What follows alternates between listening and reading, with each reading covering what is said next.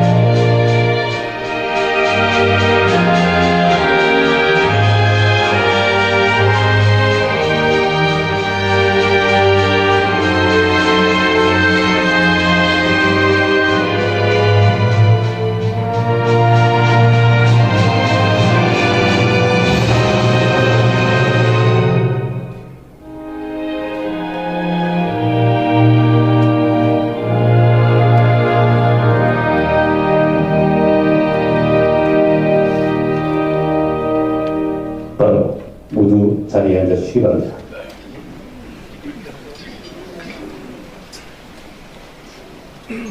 다음은 서울희망포럼 윤채영 소장님께서 나오셔서 참석 멜리 소개가 있겠습니다.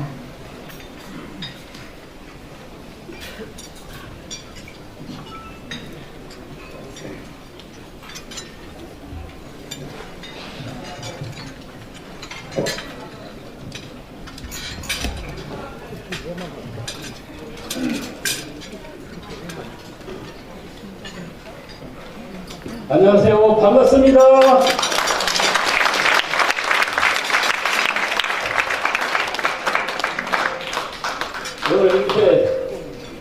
오늘 선문이 너무 많이 와가지고 설국의 나라에서 지금 희망의 나라로 되었습니다.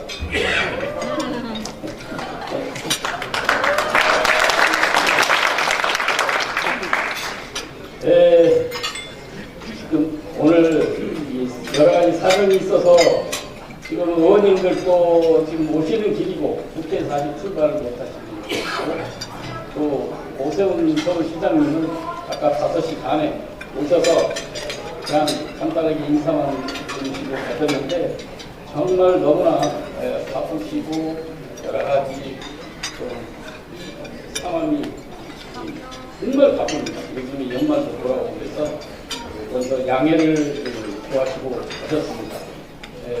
좀 여러분들께서 이해를 해주시기 바라겠습니다. 그리고 여기서부터 그냥 소개를 전부 다 모두가 다 VIP고 모두 소개를 했으면 좋겠는데 그냥 앞에 자리 몇 분만 소개하겠습니다. 시간 관계 이해를 해주시겠죠? 네. 그러면은 자기 오늘 오셨다는 뜻에서 자기 자신에게 박수 한번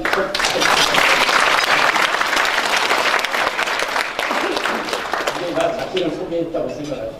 그리고 여기서부터 소개하겠습니다. 우리 여기 심재철 전 국회의장님이시고 경기도 당 위원장이신 이시철 의원님.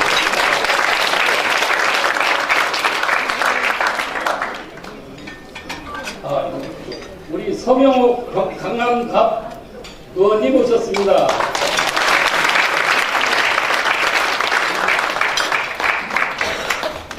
여기 앉은 대로 소개하겠습니다. 전인범 전 특전사령관님 오셨습니다.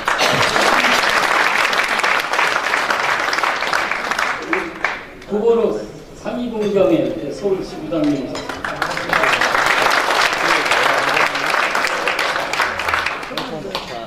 여기서 또 경남구청장 조성명 청장님 오셨습니다.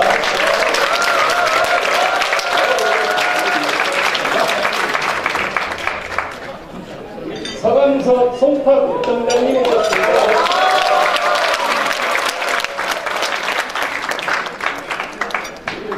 전 서울시의회 의장님 김영기 의장님 오셨습니다. 이호기 강남구의회 의장님 오셨습니다. 인천이 과천이 시의원 오셨습니다. 정중규 위원장님 늘 오셨는데, 네.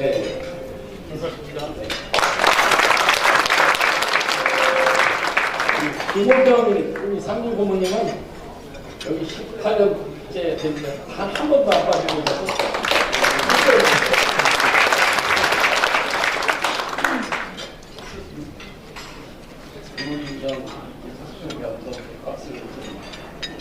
일단 우리 서울시의원 김영재 의원님이 모셨습니다. 김경환 의원님 모셨습니다.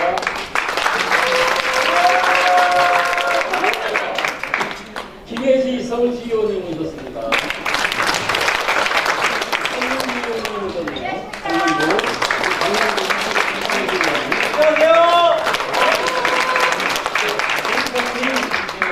강남구 의원님 모셨습니다. 우리 운영자님 전 4대 서울시의원님 아니 많이 여기 후원회장 심상기님 오셨습니다. 이해해 주세요. 문흥산 대한민국 한국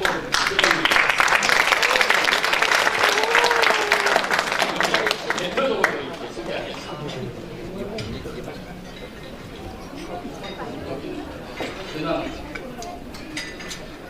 그냥 이렇게 좀 일일이 소개하려고 하니까 그냥 지나가겠습니다. 네, 감사합니다. 여기도 하여튼 오늘 이렇게 많이 오셨는데 여기서 그냥 소개를 좀 하고 여기 좀 멀리서 우리 소정님 부천시 변호사님 오셨습니다. 그래서 소개는 여기서 생략하겠습니다. 감사합니다. 시간이 너무 많이 흘러가지고 죄송합니다. 감사합니다.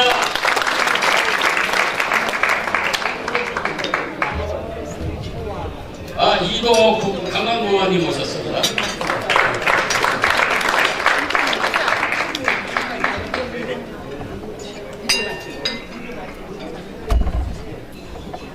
네, 이어서 회장님의 인사 말씀 있겠습니다. 회장님 인사 말씀 해주셔야 합니다.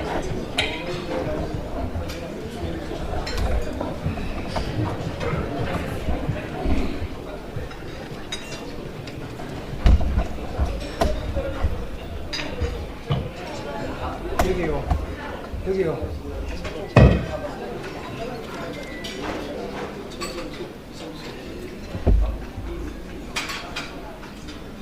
오늘은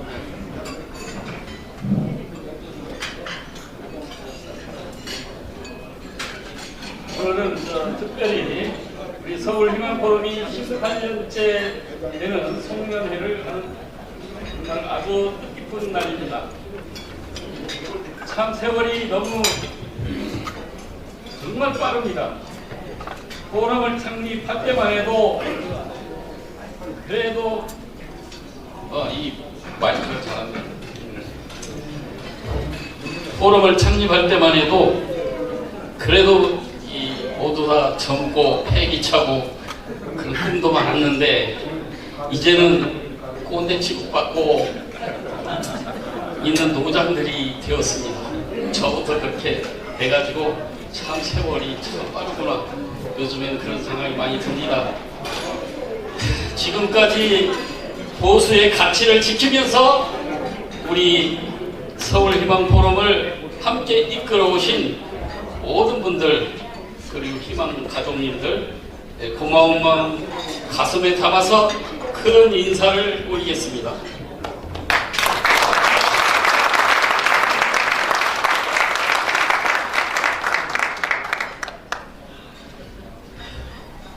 그리고 오늘 정말 바쁘신데도 불구하고 시간 내서 이렇게 멋진 특강을 해주실 나경원 의원님 아직 오시지는 않았지만은 정말 진심으로 감사를 드립니다.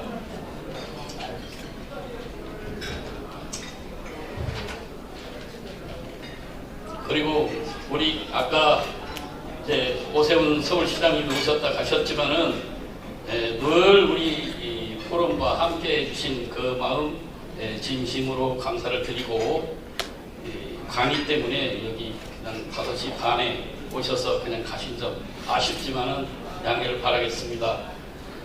그리고 우리 서울 희망포럼과 늘 함께 해주시는 강남구 의원님들 지역발전과 보수의 가치를 지키면서 정말 열심히 탁월한 능력을 보여주시는 우리 서명호 강남갑 의원님 감사드립니다. 그리고 아직 고동진 의원님하고 박수빈 의원님은 아직 조금 있으면 도착하실 겁니다.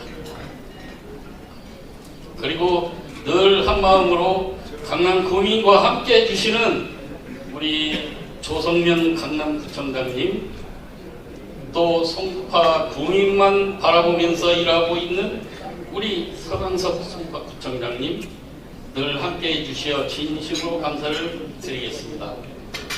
또한 우리 오늘 영상 특사 해주실 조금 있으면 이제 영상 특사도 나올 건데 김진태 강원도지사님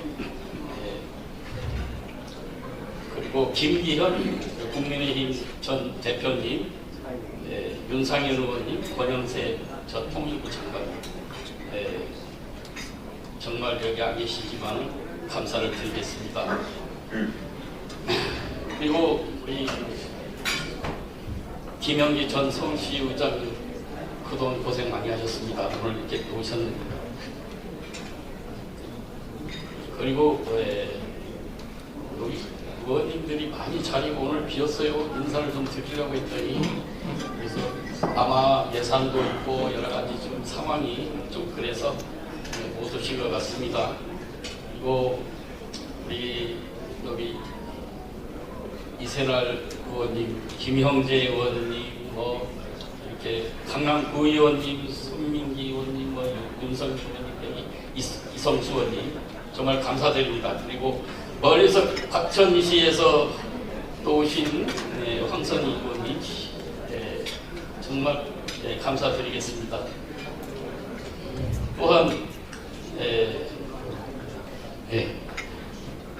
그리고 여기 또 늘 우리 함께 해주시는 분 계십니다. 대한민국 명장들의 그 산실인 한식포럼 문은선 회장님 정말 감사를 드리겠습니다. 여기 보신 한 분 한 분 모두 다 소중하고 일일이 인사 올려야 마땅하지만 사정상 그리 못한 점 용서해 주시기 바라겠습니다. 지금 대한민국은 정치적 혼란과 불확실성으로 가득한 시대를 살아가고 있습니다. 정말 살아가기 힘들지요. 여기를 가도 저기를 가도 왜 이렇게 살기가 힘든다는 그런 소리뿐입니다. 그러나 정치인들은 옳고 그름만 따지면서 수렁으로 깊이 빠져들고 헤어나지 못하고 있습니다. 따라서 정치인에 대한 불신만 커지고 있습니다. 진정한 정치 지도자는 옳고 그른 것만 따지는 것이 아니라 문제점을 풀어가는데 능숙해야 할 것입니다. 서울희망포럼은 어떠한 상황 속에서도 보수의 가치를 지키려고 노력해왔습니다. 또한 앞으로도 훌륭한 우리 희망가족님들과 함께 진정한 보수의 길을 갈 것이며 미래지향적인 가치를 통해 우리 사회를 더 좋은 곳으로 만들기 위해 지속적으로 노력하겠습니다. 이 자리가 단순한 송년회로 끝나지 않고 우리들의 신념을 재확인하고 미래의 대한민국을 위한 희망을 함께 나누는 시간이 되시기를 바랍니다. 다시 한번 오늘 이 자리를 빛내주신 모든 분들께 깊은 감사의 말씀을 드립니다. 늘 건강하시고 다가오는 2025년 새해에도 행복한 가정과 하시는 모든 일에 행복과 축복이 가득하시기를 기원합니다. 마지막으로 오늘 18주년 송년회를 맞이해서 여러분들 박수 18번 쳐주실 수 있어요? 지금부터 시작!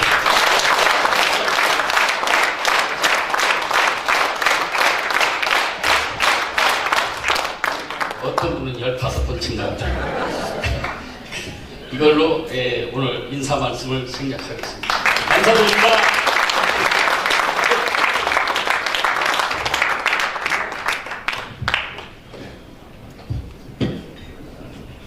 네, 감사합니다. 우리 그동안 18년 동안 힘차게 이끌어 오시지만 앞으로 더 한 몇십 년 동안 서울희망포럼을 더 힘차게 끌어가려는 의미에서 우리 임채용 회장께 큰 박수 한번 부탁드립니다.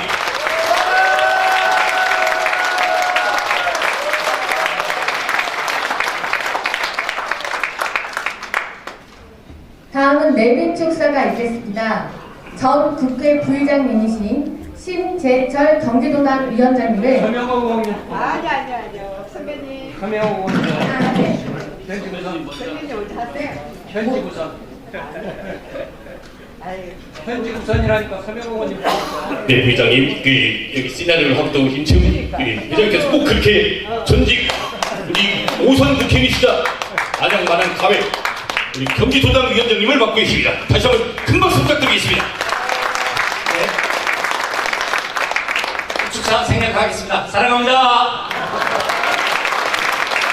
우리 신재철 전 국회의장께서는 항상 보시면 아마 거의 5초를 넘치는 게 항상 짧게 이렇게 축사를 하시는데 항상 감사하게 생각을 합니다. 또 후배들을 위해서 또 앞으로 더 큰일 앞으로 하시리라 믿습니다.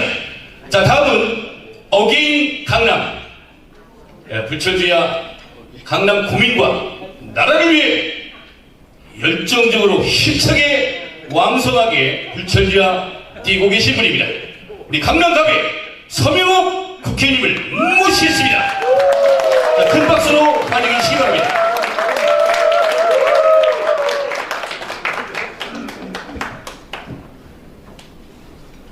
안녕하십니까. 조금 전에 소개받은 서울 강남갑 지역구 국회의원 서명옥 다시 한번 인사 올리겠습니다. 우리 존경하는 희망포럼 임채용 회장님 그리고 회원 여러분 오늘 초대해 주셔서 너무 감사드리고요.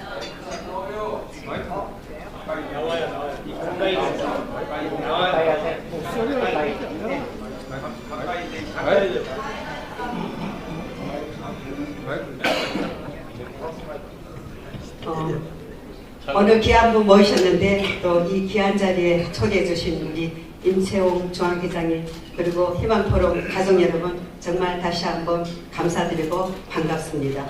우리 아시다시피 우리 임채용 회장님의 희망포럼은 2007년 강남구에서 시작돼 가지고 18년간의 유구하다면 유구한 역사를 가지고 있습니다. 그동안 아무 잡음 없이 이렇게 잘 포럼을 이끌어 오신 것은 우리 원만한 리더십을 가진 우리 임채용 회장님의 덕분이라고 생각합니다. 회장님 동의하시죠? 감사합니다.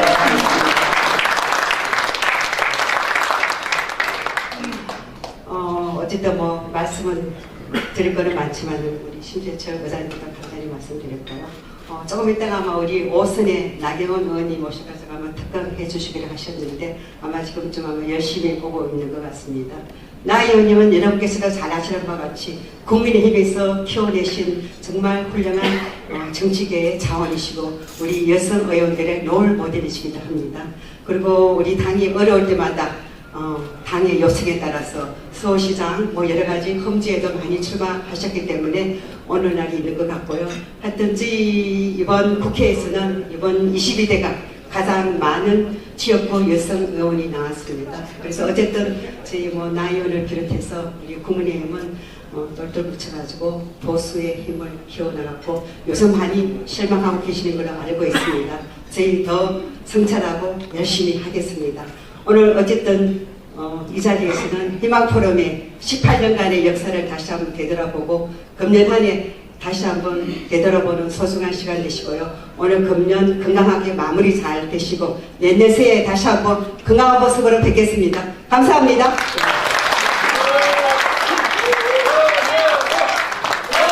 여러분까지 나오는군요. 대단하신 분이 정말 불천주 이렇게 힘차게 드시고 지역 주민과 나를 위해 국가를 위해 힘차게 드시는 서명호 의원님께 다시 한번 큰 박수 부탁드립니다. 인기가 대단하십니다. 여러분까지 나왔습니다. 대단하십니다. 네, 계속해서 함께하겠습니다. 네, 이어서 조성명 강남구청장님을 모시겠습니다. 큰 박수로 맞이해주세요.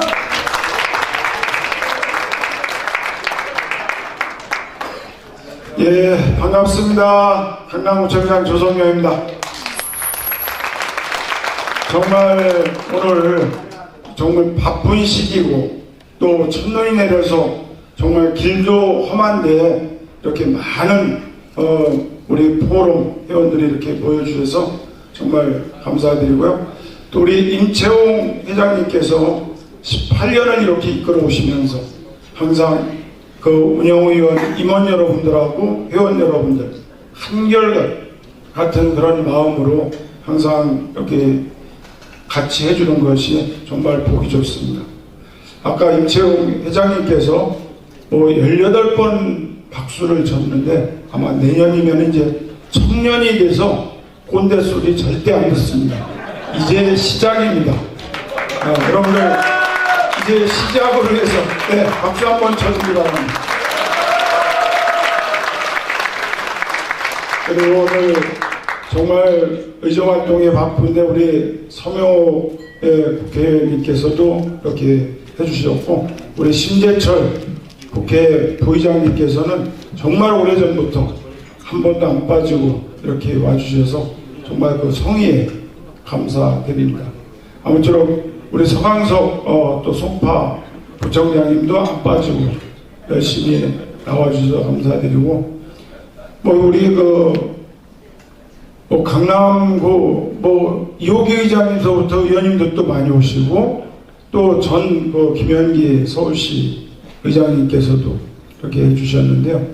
우리 또 특이원교 과청에서 또 이렇게 또 같이 시의원님이 같이 해주셨네요. 아무쪼록 모든 그 의원님들 지금 사실 회기 중에 행정사무감사 예산 지금 상당히 바쁜 시기입니다. 그리고 행사가 아침에 조차원부터 늦게까지 이렇게 계속 겹쳐 있는데도 정말 이런 열정이 아니면 못 오는데 오늘 그 서울 희망 포럼에 그 희망을 갖기 위해서 이렇게 왔거든요. 오늘 또 강의도 또 현재와 미래라는 이런 그 강의를 들으면서 서울 희망 포럼이 앞으로 더 희망을 우리 그 국민들한테 주기를 바라면서 감사합니다.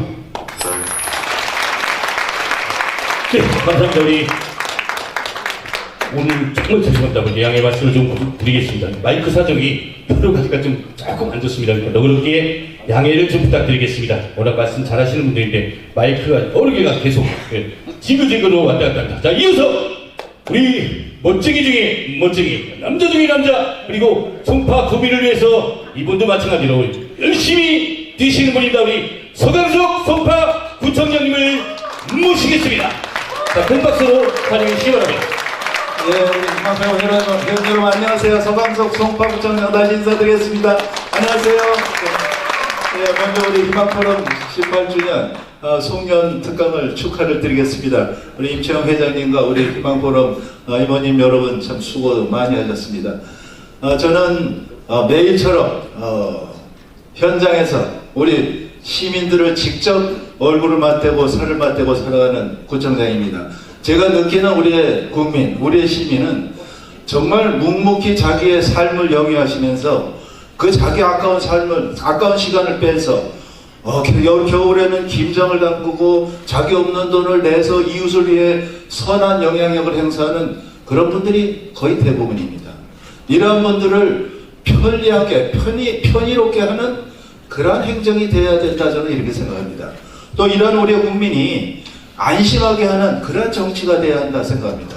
행정을 맡은 사람, 정치를 맡은 사람은 진짜 이런 국민의 편의와 이런 국민의 안심하는 게 무엇이냐가 자기의 일의 기준이지 결코 자신의 권력의 유지 강화를 위하거나 자신의 세력의 확장을 위한 그런 소위 정치죠. 그런 소위 말하는 정치는 없어져야 된다고 생각합니다. 정말 현장에 있는 우리 국민들은 인류입니다. 정말 묵묵히 자기의 삶을 영위하면서 사회에 선한 영향력을 미치는 그런 우리 자랑스러운 국민들을 두고 있습니다. 우리 행정하는 사람들, 정치하는 사람들, 그런 국민들을 정말 바로 볼 줄 알고 겸허하게 낮은 자세로 그런 국민들을 위하는 그러한 행정과 정치가 되어야 된다 생각하고 우리 국민들의 힘으로 그러한 행정과 정치가 이루어질 거라고 생각을 합니다. 여러분 다시 한번 축하드리고 감사드리겠습니다. 네, 감사합니다. 고맙습니다. 네, 다음으로 전 서울시 의회 의장님이시면서 현재 서울시 의원이신 김현기 의원님 모시겠습니다. 큰 박수로 맞이해 주시기 바랍니다. 여기서 하겠습니다. 서울희망포럼 공동체 가족 여러분 반갑습니다. 안녕하세요. 분위기가 가라앉아 있는 것 같아요. 임채용이 쏘올린 작은 곳 그 희망이 18살이 됐습니다. 이제 곧 성년을 앞두고 있는데 아까 조상면 부총장님 말씀처럼 지금부터 청춘입니다. 임채용 회장님께 큰 박수 보내주시기 바랍니다.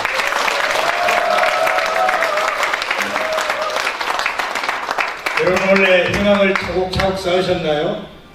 아무래도 어려운 한 해였습니다.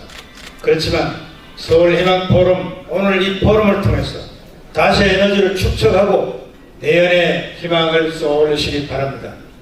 그리고 서울시의회 자랑을 좀 하겠습니다. 제가 2년 동안 의장을 했고요. 서울시의회 현재 슬로건이 뭔지 아시는 분 한번 손 들어보십시오. 약자와의 동행은 오션 시장 서울시의회 슬로건은 현장 속으로 시민 곁으로입니다. 어떻습니까? 괜찮죠? 박수 보내주시기 바랍니다. 제가 지었습니다. 저희 서울시의회는 현장으로 찾아가서 귀를 기울이고 시민 곁에서 희로애락을 나누기로 하고 있습니다. 저 옆에 같이 참석하신 이세날 의원 일어서 보세요. 김형재 의원 일어서 있어요. 저는 시의원과 함께 여러분을 잘 받들고 시민의 행복과 복지 증진을 위해서 노력하겠습니다. 감사합니다.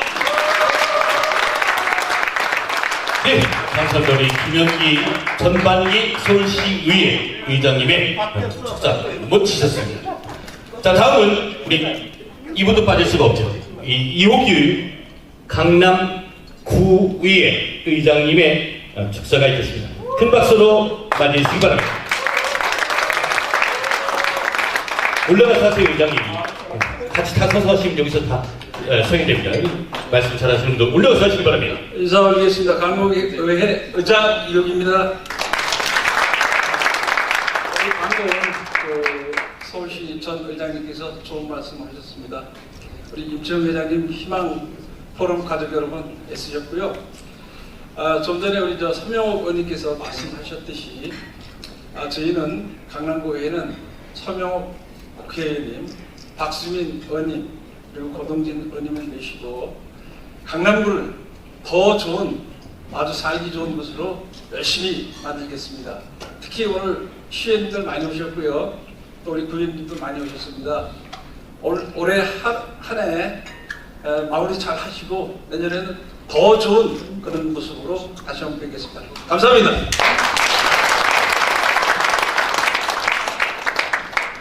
네, 이어서 전 서울시 의원이신 문용자 남북의료재단 이사장님 모시겠습니다. 큰 박수로 맞이해 주시기 바랍니다.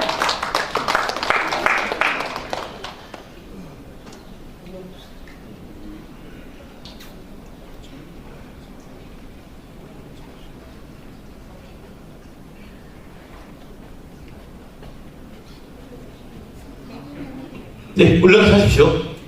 아주 정정하십니다. 올라가서. 그리고 사진 영상 열심히 잘 찍고 있습니다. 멋지게 나오십니다. 우리 서울시의원도 대선배님이십니다.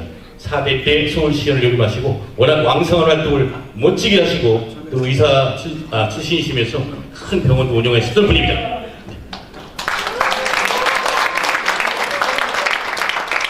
이전의 성이 강계모량합니다. 제가 1995년도에 허업을 판 때 갑자기 저는 병원 의사로서 열심히 일하고 있는데 그때 김영삼 대통령께서 오늘 강남을 좀 일으켜라 그래요.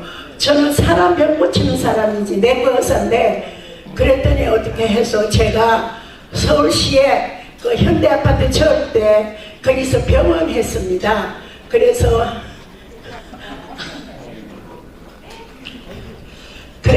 국민들 그때 그 봉은사 그 앞에는 배 타고 다니고 이랬을 때인데 현대아파트 정주영이가 짓는데 제가 책을 하나 내려고 그 압구정 그 정자가 그 옛날에 한명희가 했던 그 정자를 찾으려고 아무리 써도 현대에서 그냥 무조건 이런 밀어붙여가지고 압구 정자를 발견 못했습니다. 그 후에 이제 뭘 했냐면은 구룡터널 그 다음에 성수대교 입체로 쫙 틀었는데 우리 강남에 오는 길이 없어요. 그래서 그때 조순시장한테 부탁해서 우리 강남군을 살리다 그랬다. 그래서 그 입체로를 300억 주고 만들고요. 그 다음에 여러분 아시지만 그 강변 올림픽대로가 굉장히 그때 복잡했습니다. 그래서 강변로 그거 방음벽을 만드는데 강남에 제가 1지역, 2지역이구나. 거기 전부 다 벽을 만들었는데 저는 그 시차를 독일에 가서 라인강 옆에 방언님이 많아서 거기서 독일에서 방언님을 수출해서 강남 그 현대아파트 압구정에서 청담동까지 그때 돈 56억 들여서 방음림을 만들었습니다. 그래서 아름다운 그 동산 됐고요. 그 다음에 터널, 매봉 터널은 그냥 차도만 있어요. 그래서 불령 터널을 300억 들여가지고 다인마트 터뜨려서 불령 터널을 만들었습니다. 그때 이제 사람 다니는 길도 만들고 그 이번에 제가 40년 있다가 구청장을 출마하다 금은용 구청장님이 3번 했는데 제가 양보를 했어요. 나보고 하려니까 안 하고. 그 신현희 구청장님을 모셨는데 오늘 안 오셨네요. 그래서 서울시에 있을 때 그래 너무 우리 친정 같아서 너무 감사합니다. 나이는 벌써 30년 됐지만 다 새롭고 너무 오늘 이렇게 만나뵈니 저는 감히 이거 마이크 잡을 생각도 못했는데 오늘 아침에 리버사이드 호텔에서 우리 이승만 대통령 그 운영위원회를 했습니다. 네, 죄송합니다. 우리 선생님. 감사합니다. 네, 감사합니다. 고맙습니다. 금박수로 함께 해주시기 바랍니다. 감사합니다. 연세가 굉장히 많으신데, 훌륭하십니다. 알고로 다니시고요. 왕성하게 또 모임에 한 번도 빠지지 않습니다. 현재는 남북의료재단 또 이사장님을 맡고 계시니까 하실 말씀이 많으신데, 다음 기회에 또 제가 선배님 한 2시간 동안 들어드리겠습니다. 네, 감사합니다. 고맙습니다. 자, 이어서 진행하시죠. 네, 다음으로는 영상으로 축사를 보내주신 귀빈들의 메시지를 함께 보시겠습니다. 권영세 의원님, 윤상현 의원님, 김진태 강원도 지사님의 영상 축사입니다. 안녕하십니까. 용산구 국회의원 권영세입니다. 2024 하반기 서울희망포럼 개최를 진심으로 축하드립니다. 늘 국가 발전을 위한 고민과 행동에 앞장서시는 임채홍 회장님을 비롯한 임원진, 관계자 여러분들의 노고에 깊은 감사의 인사를 전합니다. 2년 전 통일부 장관 시절 송년 특별 세미나에 초청해 주셔서 강연했던 기억이 납니다. 나라가 어려울 때일수록 시민사회가 건전한 비판과 지지를 통해 국정의 나침반 역할을 해주셔야 한다고 생각합니다. 그동안 서울과 우리 당의 성장을 위해 헌신해 오신 여러분들께서 이번 포럼을 통해서도 좋은 의견을 모아주실 것으로 기대합니다. 비록 현장에서 함께 하진 못하지만 여러분들이 주시는 의견을 경청하고 의정 활동에 적극 반영할 수 있도록 최선의 노력을 다하겠습니다. 환절기 건강에 유의하시길 바라며 참석하신 여러분 모두 뜻깊은 시간이 되시기를 소망합니다. 감사합니다. 안녕하십니까. 강원도지사 김진태입니다. 벌써 서울희망포럼 송년행사 때가 됐군요. 참 한 해가 금방 간 것 같습니다. 임채영 회장님, 고수의 심장, 오세훈 시장님, 나경원 의원님, 심재철 우리 의장님 참석하신다고 했는데 당연히 참석하셨겠죠? 우리 선배님들 이름만 불러봐도 코끝이 찡합니다. 이 그리운 서울희망포럼 제가 직접 참석하고 싶었는데 이렇게 영상으로만 인사드립니다. 이런 반가운 분들 뵐 수 있는 기회입니다만 그립지만 어떻게 보면 지금 저는 강원도에서 머리는 좀 덜 아픕니다. 강원FC 지난번에 준우승한 거 여러분 다 알고 계시죠? 요새 트럼프가 다시 대통령이 된 이후에 국제정세가 긴박하게 돌아가고 있습니다. 근데 전 다른 것보다도 이 트럼프의 보좌진들, 내각 그 진용을 꾸리는 데 있어서 40대, 50대 젊고 아주 확실한 색깔을 가진 애국적인 인사들로 진용을 꾸려나가는 것을 보고 한편 부러운 생각이 들었습니다. 저렇게 전략을 가지고 비전을 가지고 착착 준비를 해나가고 미국의 힘을 제대로 한번 써보겠다고 지금 하고 있으니까 온 세계가 긴장을 하고 있습니다. 그런데 우리가 여당인데 그동안 뭐 했을까 하는 그런 생각이 좀 듭니다. 여태까지 뭐 제대로 이런 것을 꾸려본 것도 없고 이렇게 세월을 보내다가 이제는 우리가 여당인데 마치 독립운동을 하고 있는 그런 기분이 듭니다. 하지만 이 보수의 심장, 보수의 최후의 보루 서울희망포럼이 있기 때문에 힘이 납니다. 여기에서 많은 보수의 리더들을 길러주시기 바라겠습니다. 저도 강원도에서 또 여러분들을 항상 응원하고 힘을 보태도록 하겠습니다. 서울희망포럼 파이팅! 메리 크리스마스! 안녕하십니까. 윤상엽입니다. 사단법인 서울희망포럼 제18주년 송년행사 진심으로 축하드립니다. 행사 준비에 항상 애써주시는 너무나도 존귀하신 임채용 회장을 비롯한 관계자 여러분들께 경의의 말씀을 올립니다. 서울희망포럼은 아시다시피 2007년인가요? 서울 시민분들의 다양한 의견을 수렴하고 사회적 갈등 해결을 위한 보라의 장을 제공하는 플랫폼이 되어 왔습니다.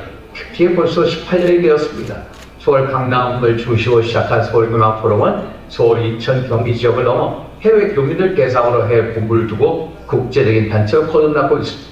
서울을 넘어 대한민국의 희망이 행복한 나라가 되기 위해 항상 고뇌하고 노력하시는 서울희망포럼 전 회원분들께 진심으로 감사 인사를 올립니다.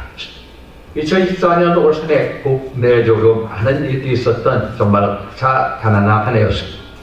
러시아 우크라이나 전쟁, 중동 전쟁 등으로 국제 정세는 급변하고 있고 북한의 끊임없는 오물풍선 살포로 인해 한반도에도 긴장이 고조가 되었습니다.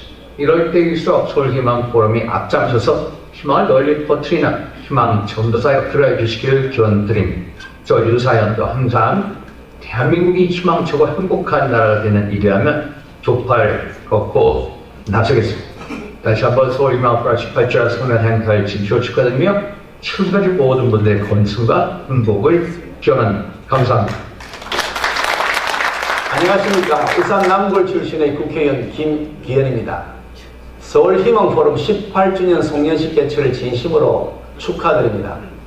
좋은 정치를 위한 노력은 물론이고 나아가 소외된 이웃을 위해 따뜻한 손길을 내밀며 사회적 약자를 위한 목소리를 대변하기 위해 끊임없이 앞장서 오신 임채용 회장을 비롯한 서울희망포럼 관계자 여러분께 깊은 감사 인사를 드립니다. 지난 18년 동안 서울희망포럼은 20대 청년의 패기부터 80대 어르신의 지혜까지 다양한 세대와 분야의 인재들이 모여 대한민국의 미래를 향한 끊임없는 탐구와 실천을 이어왔습니다. 여러분들의 이러한 노력은 우리 사회에 긍정적 변화를 가져오는 데 크게 기여해왔으며 나라의 미래를 밝히는 등불이 되셨습니다. 바로 그 연장선상에서 오늘은 보수의 미래에 대해 논의하며 새로운 시대를 향한 비전을 제시하시는 것으로 알고 있습니다. 지난 세월 동안 우리 보수는 대한민국 발전의 기초를 놓고 기둥을 세우는 사명을 다해왔습니다. 그 자부심과 긍지를 바탕으로 이제 시대 변화에 발맞춰 새로운 가치관을 정립하고 지속 가능한 발전 방안을 제시해야 할 때입니다. 오늘 이 자리에서 나누는 다양한 의견과 지혜를 통해 보수가 나아가야 할 방향을 새롭게 모색하고 대한민국의 새로운 지평을 열어갈 수 있게 되기를 바랍니다. 다시 한번 서울희망포럼의 18주년 송년식 개최를 진심으로 축하드리며 오늘의 소중한 자리를 마련하기 위해 수고를 아끼지 않으신 임채용 회장을 비롯하여 참석하신 모든 분들의 앞날에 건강과 행운이 가득하시길 기원합니다. 감사합니다. 네, 다음은 서울희망포럼 18주년 송년특강을 축하하기 위한 공연팀의 연주가 있겠습니다. 봄포럼 문화예술위원회에서 준비한 김서영 소프라노 선생님께서 영화 미션의 OST 넬라 판타지아를, 바이올리니스트 장선정 선생님께서는 생상스 죽음의 무도, 엘가 사랑의 인사를 들려주실 예정입니다. 아름다운 음악과 함께 따뜻한 연말 분위기 느껴보시기 바랍니다. 큰 박수로 맞이해주세요.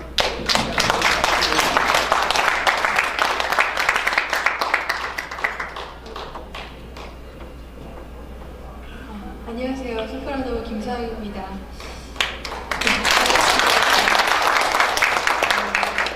저희가 살아가면서 각자 미션이 있지 않으십니까? 또 정치하시는 분들은 정치하시는 일에 미션을 갖고 계시고, 또 사업하시는 분들은 사업하시는 미션을 갖고 계시듯이 저도 예술가로서 무대에 서서 노래를 부르는 미션을 갖고 살아가고 있습니다.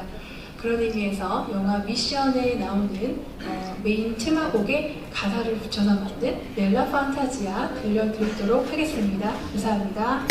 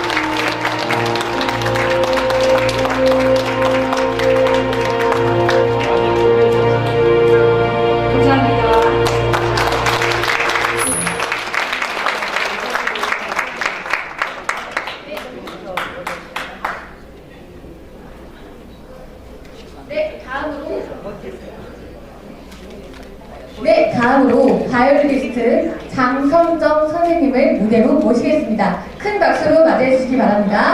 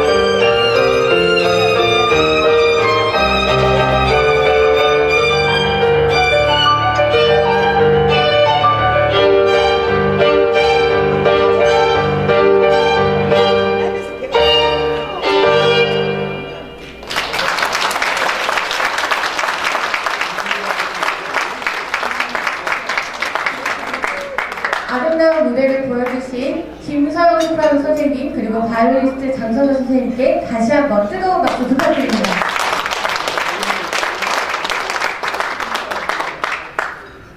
네, 마지막 한 곡 더 보여드리겠습니다.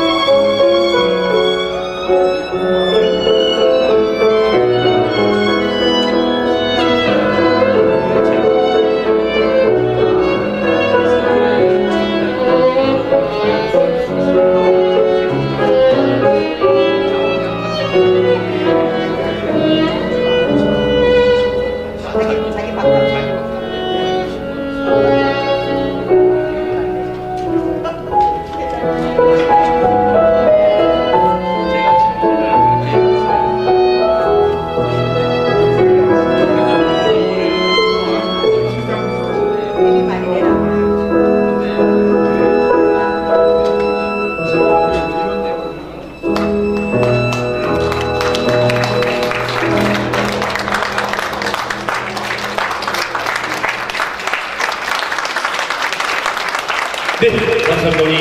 바이올리스트 장선정 선생님께 다시 한번 큰 박수 부탁드리겠습니다.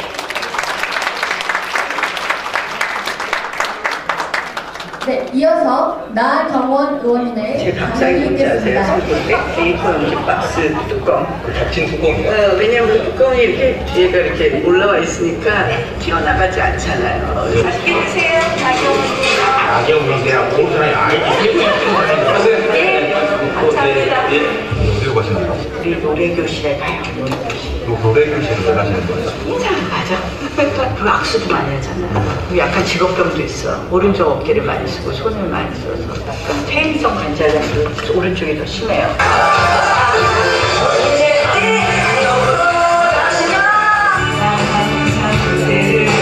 네거티브를 나만큼 많이 당한 사람 없을 거예요. 정치 중에서 수도 없이 많은데 정치라는 거에 가장 중요한 정치가 합의예요. 합의. 여야가 합의를 하고 생각이 다른 사람들의 생각을 맞춰가서 뭔가를 결론을 이끌어가는 거야 되는데 지금 이제 한국 정치의 폐해가 바로 정치의 양극화. 우리가 정치라는 건 누구를 배제하는 것이 아니니까 정치는 함께 할 수 있는 분들이 같이 하는 것이 정치라고 생각을 하고요. 그러나 사실은 사람들이 좋아하는 거는요. 예산에 많은 액수를 따오는 것도 중요하겠지만 정말 내 삶을 알아주느냐 모르느냐예요. 이재명 대표는요.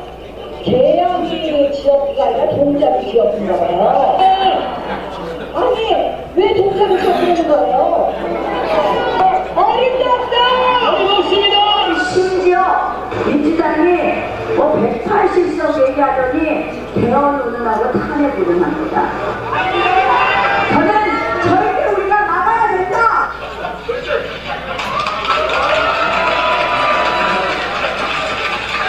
공주 같을 거라는 그게 있잖아요. 내가 우리 당에서 공주는 진짜 우리 당에 힘들 때 맨날 나섰네, 그치?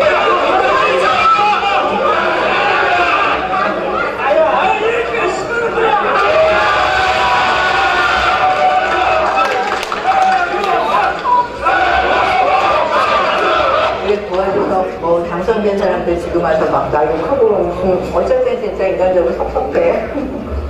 마지막에 어머님 힘에 드셔서 걷지 못하실 때 거의 걷지 못하시는데 내가 휠체어를 밀어드렸는데 너무 힘들더라고. 휠체어를 이렇게 오르막에 미는 게. 근데 내가 땀을 펄펄 흘리고 미는 거를 아시고는 어머님이 잘 걷지 못하시는데 굳이 휠체어를 안 타시겠다면서 막 걸으시는 거예요. 그게 딸 힘들까봐. 근데 사실은 어머님이 나한테 매일 어렸을 때부터 늘 하시는 말씀이 정성을 다하라. 정성을 다하라. 그러니까 내가 정치를 고시 공부하듯이 한 것 같아. 정말 열심히. 갑자기 돌아가신 어머님 생각이 나요.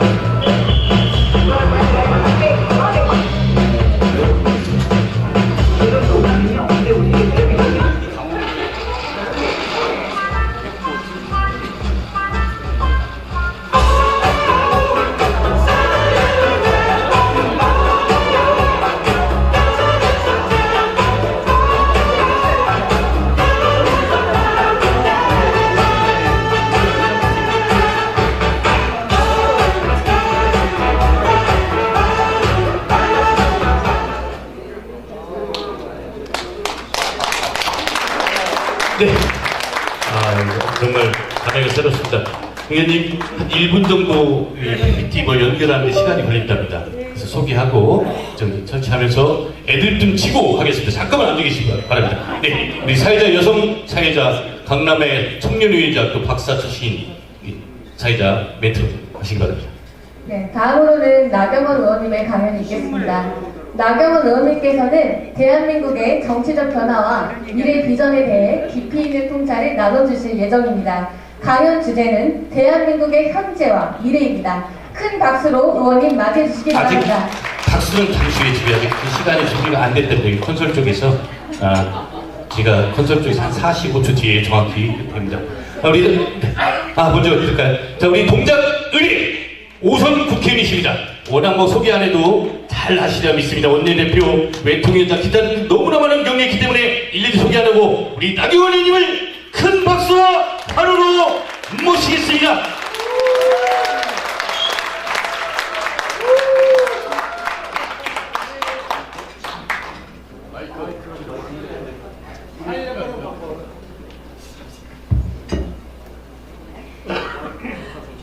오늘 이제 연말 우리 희망 포럼인데요.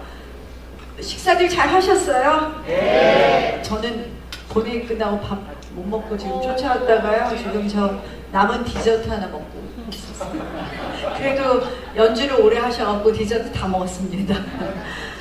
이렇게 여러분들 여기서 뵈니까 너무 반갑고 특히 이 희망 포럼이 18년이나 됐다고 하는 걸 보고요. 우리 임 회장님께서 정말 그동안 애 많이 쓰셨구나 그런 생각을 했습니다. 오늘 이렇게 이 자리에 모이신 것은 아마 전부 다 애국심 때문에 모이신 거 아니세요? 네. 그런 마음으로 이 자리에 오신 걸로 생각하면서 제가 희망 포럼의 명성은 들었지만 조금 전에 저의 그 동영상을 막 편집한 걸 보면서 저도 웃음이 나왔습니다. 그 중에서 하나 하이라이트는 역시 원내대표 때 기억나시죠? 네. 그때 정말 치열하게 빠르는 제가 안 들었습니다. 빠르는 그게 뭐냐? 제가 휘두른 게 아니다. 아직도 빠르 나경을 하는데 사실 아시다시피 저희가 이번에 선거할 때 도대체 그 비례대표 용지가 50.7cm였던 거 아시죠? 비례대표 찍으냐고 고생하셨잖아요. 그번 만든 게 2019년 제가 원내대표 때 연동형 비례제법에 따라서 그렇게 만든 거 아닙니까? 그래서 비례정당을 무수하게 만들게 탄생하게 만든 게 연동형 비례제법이고 그때 저희가 반대한 게 공수처법입니다. 연동형 비례제법 때문에 우리가 선거 때마다 위성정당을 만들잖아요. 이렇게 말도 안 되는 법을 만든다 그래서 우리가 이제 그날 의원이 반대한다고 사모임을 하루에 2명이나 시키는 거예요, 의원을. 그래서 사모임을 시켜갖고 우리가 이거는 정말 말이 안 된다. 그래서 이제 의안과 접수하는 의안과 앞에 딱 막고 서 있는데 우리가 좀 거세게 맞긴 했죠. 우리가 폭력은 아니지만 단단한 각오로 막고 있었더니 민주당과 경호과 애들이 마루를 들고 와서 문을 뜯는 것. 우리가 또 그냥 놔둘 수 있습니까? 안에서 뺏었죠. 잡아 뺏었죠. 그래서 애들이 이게 압수한 증제 1호다 이러고 보여주길래 제가 이렇게 쳐다보고 있었더니 한번 들어보세요 그러더라고요. 잠시 들었는데 마루를 제가 들고 휘두른 사람이었습니다. 좀 억울하다는 말씀을 드리면서 아직도 준비가 안 되나 보죠 이게? 아직도 준비가 안 되나 보죠? 안 나오네요. 제가 그 말씀 들으려고 계속 이거 얘기하고 있는데 못 띄우고 있습니다. PPT를. 자, 제가 그 생각을 하면요. 정말 우리한테 아무나 했던 시절이다 이렇게 생각을 합니다. 여러분들 그때 광화문 나가신 분 2019년에 광화문 나가신 분 조금 더 드실 것 같은데 정말 거의 대부분 여기 계신 분들이 광화문 나가셨을 겁니다. 우리가 그때 얼마나 절절한 마음이었습니까? 정말 우리 대통령 탄핵되고 나서 정말 저는 헌재에서 그 기각 결정이 날 줄 알았는데 헌재에서 인용 결정이 났고 우리는 다시는 뭐 정권을 잡으려면 어떻게 해야 되나 그런 상황이었습니다. 그때 저희 당 지지율이요 10몇 %까지 떨어졌었고요. 그때 제가 원내대표를 맡아서 최초로 22% 정도에 받아왔고 사실은 원내대표 끝날 때 34.5%까지 올렸었습니다. 그때는 정말 치열하게 싸운 게요. 제가 원내대표 되자마자 최초로 맡은 사건이 뭐냐면 김태우 특감반 양심 고백이었습니다. 그래서 김태우 특감반 양심 고백을 하는데 그걸 또 그냥 넘길 사람이 아니잖아요. 그때 저희가 환경부 장관 블랙리스트를 밝혀서 고발해서 환경부 장관이 바로 나중에 재판받아서 1심에서 실형을 받았고요. 두 번째 사건이 손혜원의 목포 땅 투기 의혹 사건이었습니다. 기억하시죠? 네. 그리고 이제 마지막이 조국 전 장관을 낙마시킨 거고 이제 12월 12일 드디어 대법원 판결이 났다고 합니다. 그렇게 치열하게 싸우면서 이렇게 악착같이 싸워야지 우리한테 희망이 있겠지. 결국 민주당의 일종의 사실은 이 모순 이런 부정이 이런 걸 밝혀냈고 또 여러분들이 다 광화문 나가서 싸운 덕에 저희가 정권을 찾아왔는데요. 요새 속상합니다. 그때가 제일 나쁜 줄 알았는데요. 제가 보니까요. 우리 당 지지율이 여기 잘 보시면요. 제가 그때 22% 정도 받아서 34.8%로 끝냈는데 우리 당 지금 지지율이요. 요새 최근에 30.3%예요. 30.3%. 그래도 최근에 대통령 지지율은 조금 올랐는데 우리 당 지지율은 정체하고 있습니다. 그래서 정말 우리가 이렇게 국민들 사랑받지 못하는 거는 전 여러 가지 요인이 있지만 어쨌거나 여러 가지 요인이 있지만 일단 우리가 일치단결 좀 단합해야 되는데 우리끼리의 분열과 갈등이 가장 깎아먹는 것 아닌가 이렇게 생각을 합니다. 그래서 그걸 어떻게 만든 것이냐 늘 고민하고 있고요.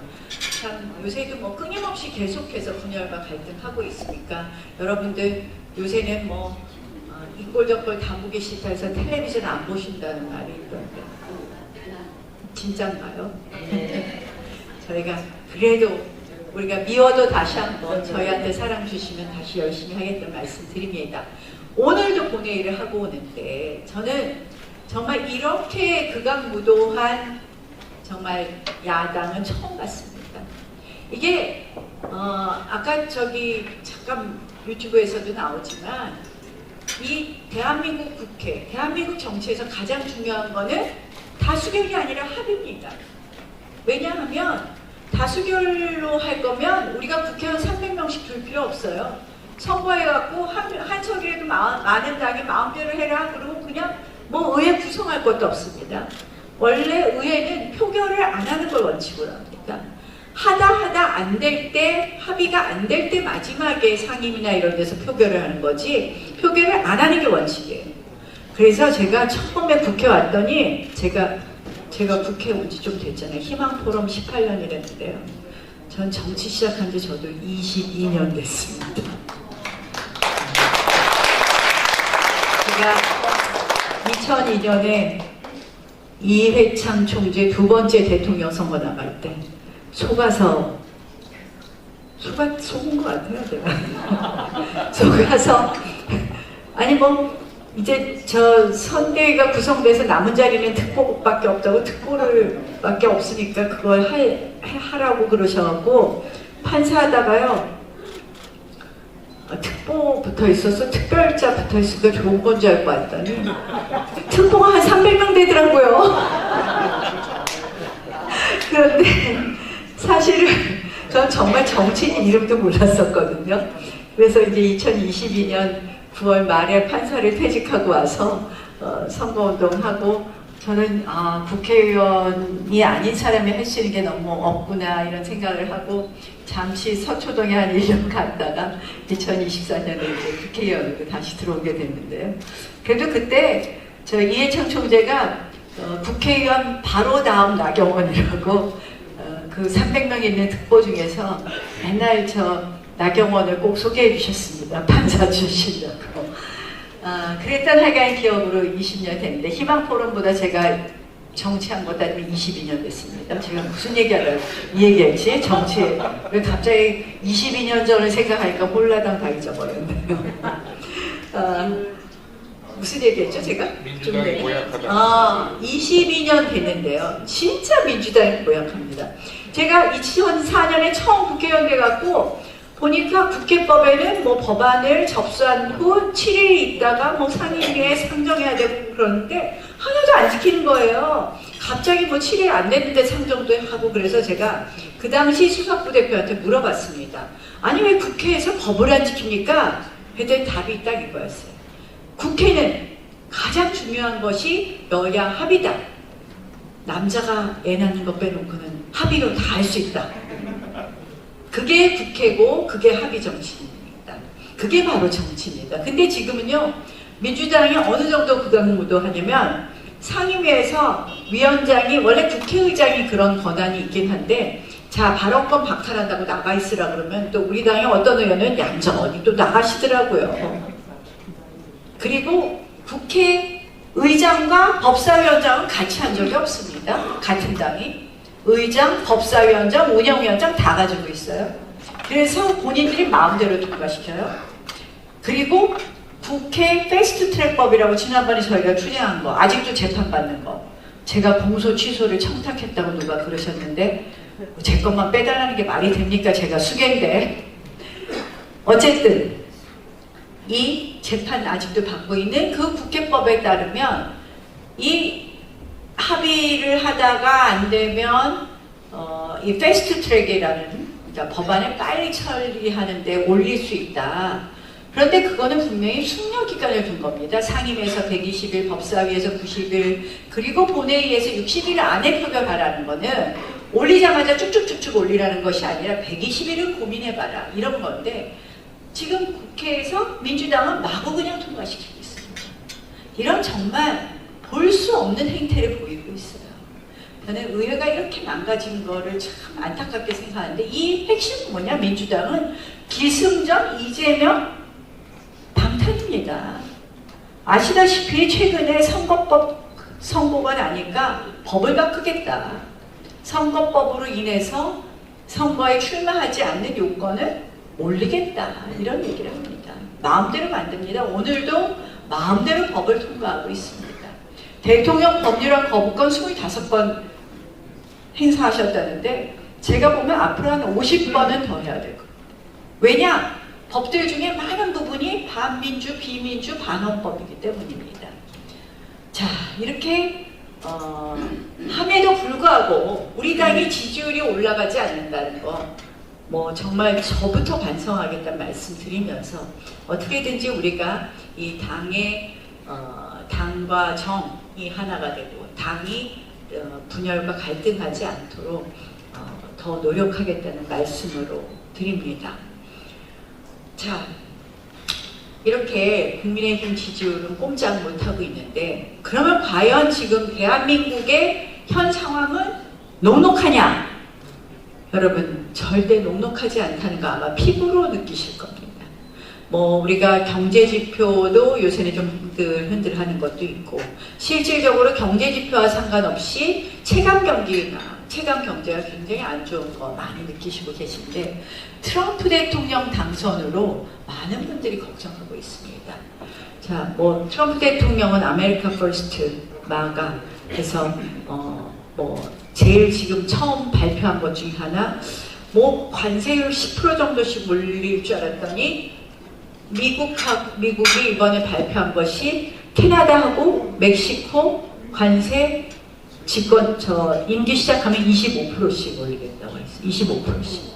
가장 자기랑 친한 국가 미국 대통령은 대통령 당선되면 제일 먼저 만난 사람은 캐나다 대통령인데 가장 최우방한테 25%를 떼겠다. 주는 시그널이 무시무시하다는 생각이 들죠. 그리고 거기에 플러스 왜 25%씩 하느냐는 캐나다하고 멕시코를 통해서 중국 제품이 들어온다. 또 하나는 중국의 마약이 들어온다. 뭐 이런 이유라고 합니다. 자, 이렇게 트럼프 대통령이 자국 중심주의로 회귀하고 있습니다. 우리가 그동안 미국에 많은 투자를 했어요. 미국에 일자리도 많이 만들었어요. 근데 그 투자를 위해서 한 것이 IRA법과 반도체법에 의해서 우리가 결국 보조금 같은 것을 받을 줄 알았는데 지금 그거 폐지한다고 합니다. 그래서 참 이렇게 답답한데 우리는 그럼 준비가 됐느냐. 여러분 국회에서 우리가 반도체 특별법을 이제 만들려고 하는데 민주당하고 지금 논의가 안 되고 있어요. 핵심은 뭐냐? 뭐 보조금 주고 이런 건 동의하는데 자 여러분 우리가 문재인 정권 때 그 주 52시간 때문에 연구자들의 연구실이 불이 꺼진 거 아닙니까? 그래서 우리가 지금 이 반도체 관련해서도 기술 부분에 있어서 유출은 물론이고 기술 격차가 심하니 우리가 화이트 칼라 이그젬션 규정을 주자 했는데 민주당이 죽어도 반대를 합니다. 이러니까 뭐 되겠습니까? 보조금만 주면 뭐합니까?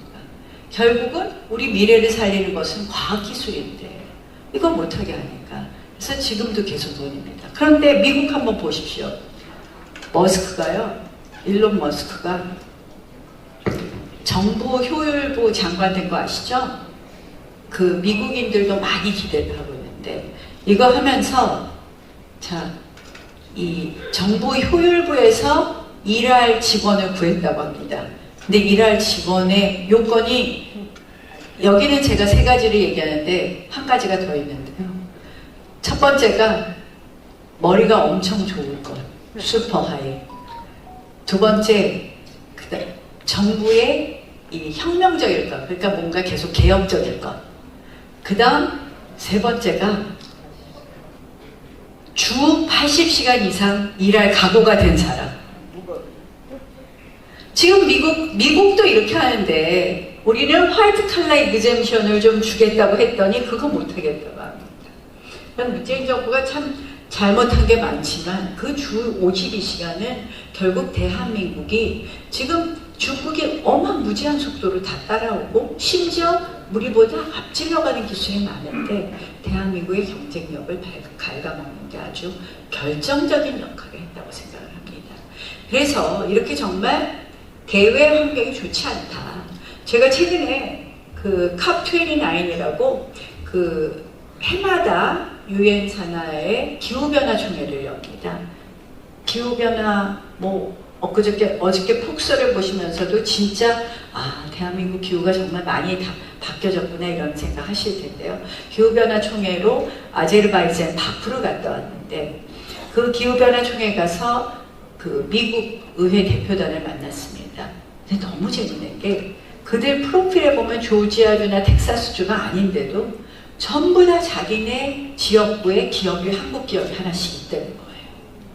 그러니까 결국 한국 기업이 일자리를 많이 창출해줬다는 것도 고마워합니다.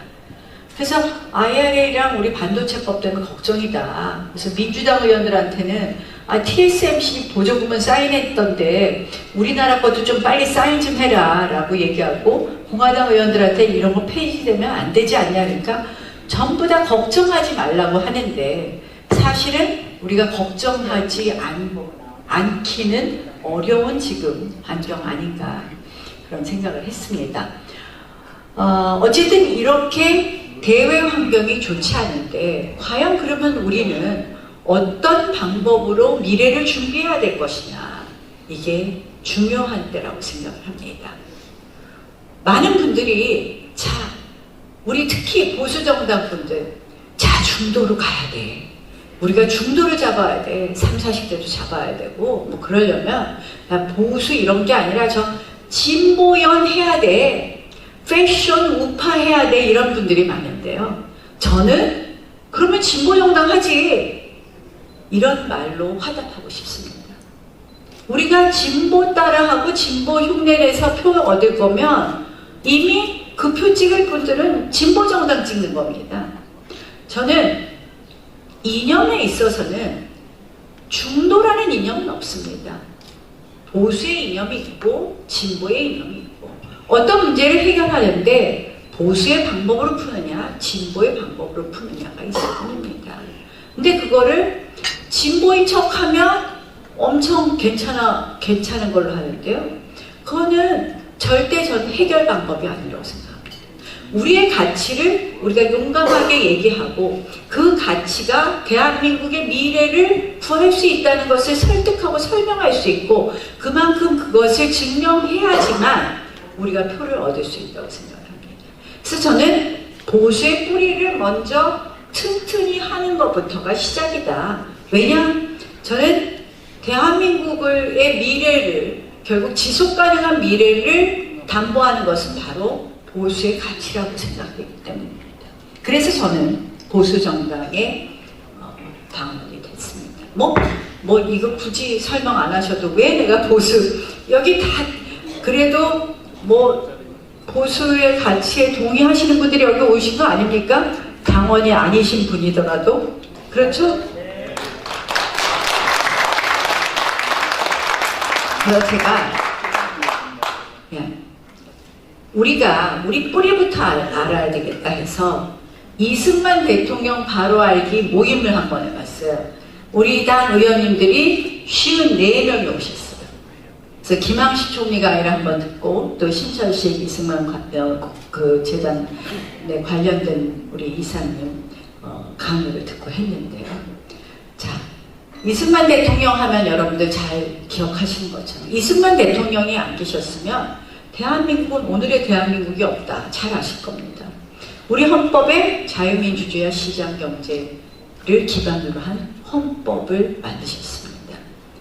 우리 2차 세계대전 이후에 동유럽을 보면 다 뭐 무슨 지도자 세워서 나라 세웠다가 결국은 다 소련의 위성국가가 되었습니다. 그걸 우리가 결국 여기 다 아시겠지만 결국 그걸 지켜내시고 남한만의 선거를 이루어내서 자유민주주의 대한민국을 만드신 대통령이십니다. 건국 대통령. 두 번째로는 아시다시피 6.25 전쟁을 왜 이겼느냐 하면 뭐 미군이 도와주고 뭐 여러 가지가 있지만 가장 중요한 것은요. 농지개혁을 성공했기 때문입니다. 6.25 전쟁 발발 때까지는 사실은 끝나지 않았었는데 미리 증명서를 보냈어요. 당신은 이 토지를 가지게 될 것이다. 그 농지개혁을 성공한 대통령이십니다. 세 번째, 6.25 이후에 한미상호방위조약으로 주한미군을 출근하게 한 것. 네 번째, 교육혁명. 저는 이승만 대통령이 안 계셨으면 대한민국이 오늘이 없다. 그런데 사실은 이승만 대통령은 좌파 세력한테는 정말 철천지 원수가 아니었습니다. 결국 우리의 역사를 계속 왜곡해 오는데 사실은 우파는 그동안 게을렀던 겁니다. 그래서 저는 이 뿌리를 튼튼히 하는 것부터 하자 해서 이승만 대통령 바로 알기 공부 모임을 했고요. 근데 이승만 그 기념재단에서 지금 이승만 대통령 건립기념관을 지금 만들고 있는데, 김항식 이사장께서 기업 후원 같은 거 받으면 쉽겠지만 개인 후원으로 이 기념관을 건립해야지, 국민들이 그만큼 성원해야지만 이것이 성공하겠다 해서 지금 개인 후원을 받고 있는데요. 돈이 아직도 많이 모자랍니다. 여태까지 돈을 내신 회원이 8만 6천 명이 됩니다. 제가 어제 다시 확인했습니다. 오늘 가시면서 그 김항식 이사장이 계신 이승만 대통령 기념관 건립에 뭐 손주, 손녀, 아들, 딸 이름까지 다 해서 우리가 한 명이라도 더 많은 국민이 함께 한다는 것, 그것이 대한민국의 보수 가치를 튼튼히 하는 거라고 생각합니다. 해주시겠습니까? 네. 그래서 저는 이 뿌리부터 튼튼히 해야 된다, 이런 것으로 요새 우리 의원님들하고 이걸 같이 했는데, 우리 국민의힘 의원님들이 정말 이 생각에 동감하시고, 뭐 한번 모이실 때 이렇게 많은 의원님들이 오시기 어려운데요, 정말 끝까지 열심히 들으시고 같이 하셨습니다. 서명호 의원님 사진이 나왔나? 사진이 흐릿해서 잘 안 보이네. 자, 그래서 저는 결국 정치라는 것은 이 뿌리가 튼튼해야 됩니다. 이게 러셀 콩크가 한 얘기인데요. 그래서 뿌리가 튼튼해서 뿌리를 튼튼히 하는 것부터 시작한다. 자, 이런 우리가 튼튼히 한 뿌리 속에서 지속 가능한 미래에 대해서 이제는 준비하고 답을 해야 된다고 생각을 합니다. 지금 대한민국에 아까 말씀드린 그런 외적인 그런 어려움도 있지만, 앞으로 통상이나 이런 부분에 있어서 어려운 점도 있지만, 가장 시급한 과제는 저는 인구 문제, 기후 문제, 그리고 내일의 과학기술을 어떻게 준비하느냐, 과학기술, 이 세 가지라고 생각을 합니다. 제가 그래서 인구, 기후, 그리고 내일이라는, 줄여서 말하면 인기네고요, 영어로 말하면 팩트 해서 population and 뭐 climate change, 투마로 해서 팩트라는 포럼을 만들었습니다. 역시 우리 의원님들이 50분 넘게 가입을 하셨는데요. 이걸 가지고 인구위기 극복과 기후위기 극복, 그리고 과학기술의 미래를 어떻게 준비하느냐를 논의하고 있는데요. 자, 올해 출산율이 조금 반등했다고 하는데요. 진짜 반등했다고 보십니까? 이제 해결됐을까? 올해 조금 반등해서 0.14분기 0.76까지 나왔습니다. 근데 우리의 이 출산율이 얼마나 끔찍하냐, 0.72, 0.76 막 이런 얘기 하시니까 감이 잘 안 오실 거예요. 이 출산율이라는 거는 조금은 다른 개념이지만, 그냥 간단히 말하면 둘이 결혼해서 아이를 몇 명 낳을 거냐 합니다. 근데 둘이 결혼해서 인구가 유지되려면요 2.1명을 낳아야 됩니다. 그게 인구가 유지되는 건데, 둘이 결혼해서 0.7명을 낳고 있는 거예요, 우리가 지금. 우리보다 꼴찌에서 두 번째가요, 스페인입니다. 스페인이 얼마일까요? 출산율, 스페인 출산율을 맞춰보십시오. 뭐 대강. 네? 저희가 꼴찌고 꼴찌에서 두 번째니까 당연히 높죠. 자, 0.7 바로 위에 꼴찌면, 꼴찌에서 두 번째면 우리가 이렇게 낮으니까 뭐 꼴찌에서 두 번째는 뭐 0.9 뭐 이런 생각하실 거 아니에요? 스페인 출산율이 1.2예요. 꼴찌에서 두 번째가. 그러니까 우리가 얼마나 끔찍하게 낮은지 아시겠습니까? 근데 이 인구 출산율이 이렇게 낮아진 것은, 저는 우리가 여러 가지 뭐 대한민국에 실패한 정책 같은 게 많이 있는데, 가장 실패한 정책이 인구 정책이다. 여기 1960년대보다 조금, 60년대보다 좀 빨리 태어나신 분들도 있고 60년대 정도 태어나신 분들도 많으실 텐데요. 자, 형제자매가 4명 이상이다. 손들어 보십시오. 이렇게 많아요. 왜 그러냐? 60년대까지는 출산율이 4.5가 넘었습니다, 우리가. 그래서 그때 우리 표어가 뭔지 뭔지 아십니까? 그때는 덮어놓고 나타보면 거짓골을 못 면한다 이런 게 표어였습니다. 그래서 이제 너무 아이가 많으니까 계속 출산율을 제한하는 정책을 언제까지 했느냐? 1996년까지 했어요. 그래서 뭐 마지막에 어떻게 됐습니까? 아들, 딸 구별 말고 하나 잘 기르자 이런 거 있고 1990년대에는 셋째 아이 낳으면 보험도 안 해줬어요. 기억하시죠? 아, 나도 그때 셋째 아이 낳을 때 보험 못했어 이렇게 말씀하시고 싶은 분들 계실 텐데. 자, 그런데요. 사실은 우리는 이미 1차 인구 절벽이 1983년에 있었습니다. 그때 이미 우리의 출산율은 2.1을 찍었습니다. 2.03이 됐어요. 그러니까 그때 이미 우리는 더 이상 아이를 그만 낳자, 뭐 하나 잘 기르자 이런 걸 할 때가 아니고 전체적인 우리 인구 정책에 대해서 점검을 해야 되는데 1996년까지도 하나 잘 기르자를 했으니 어떻게 보면 그 뿌리 깊은 그것이 지금까지 왔다. 자, 그러면 인구 문제는 어떻게 해야 되느냐? 인구 문제는요, 생애 주기별로 준비를 해야 돼요. 자, 둘이 만나서 결혼을 하려면요, 일자리가 있어야 되고, 그 다음 주거를 어떻게 해야 되냐 문제가 있고요. 그 다음에 요새 난임 부분 많습니다. 난임 문제 해결해줘야 되고, 보육, 교육, 이렇게 주기별로 쫙 해결해줘야 돼요. 그리고 거기에 플러스, 그래도 안 되는 거 이민정책을 어떻게 할 것이냐, 그 다음 플러스 인식의 전환, 그리고 혼인제도에 관한 것까지. 자, 제가 그래서 가장 처음 시작되는 주거 문제에 대해서 말 잘못했다고 잘렸습니다. 그래서 잘린 건 아니지만 당대표 때문에 그런 것 같은데요. 어쨌든 제가 헝거리 제도를 해야 된다 그랬습니다. 기억하세요? 기억 안 나세요? 저한테 아픈 기억이었는데 기억도 못 하시네요. 헝거리 제도가 뭐냐?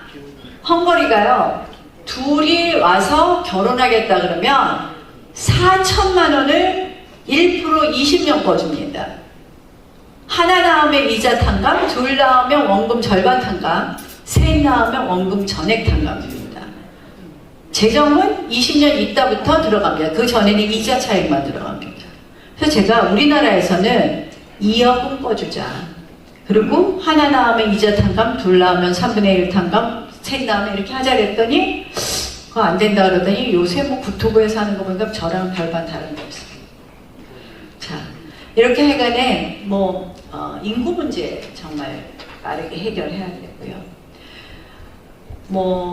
거기에 이제 제가 여러 가지가 있지만 그 중에 하나가 이제 혼인제도 문제가 있는데요. 요새 보니까 뉴스를 이렇게 넘기다 보면 그 정우성 그것밖에 안 나와요. 그것만 나와요. 정우성이 사당동 출신의 연예인이라서요. 제가 사당동에서 사당동 출신의 제일 동작구 사당동. 그래서 제가 정우성이랑 좀 친한 척하면 표가 될까 하고 봤더니 정우성이 완전 좌파더라고요. 그래서 에이, 이나저나 표도 안 되겠다 그러고 제가 말했는데, 자, 여러분들, 혼인제도가요, 제가 많이 검토해야 된다. 이게 혼인제도 얘기만 나오면 이것도 동성혼일까봐 막 다들 걱정하시는데 그게 아니라 제가 말씀드린 건 우리는 이제 지금 혼인 연령이 너무 늦어져 갖고 지금 여성의 평균 출산 연령이 32세가 넘습니다. 그리고 3년 전에 드디어 36세부터 40세 초산 인구가 26세부터 30세 초산 인구보다 많아졌어요. 그러니까 뭐냐? 아이를 하도 늦게 낳으니까 둘을 낳을 수가 없어요. 그래서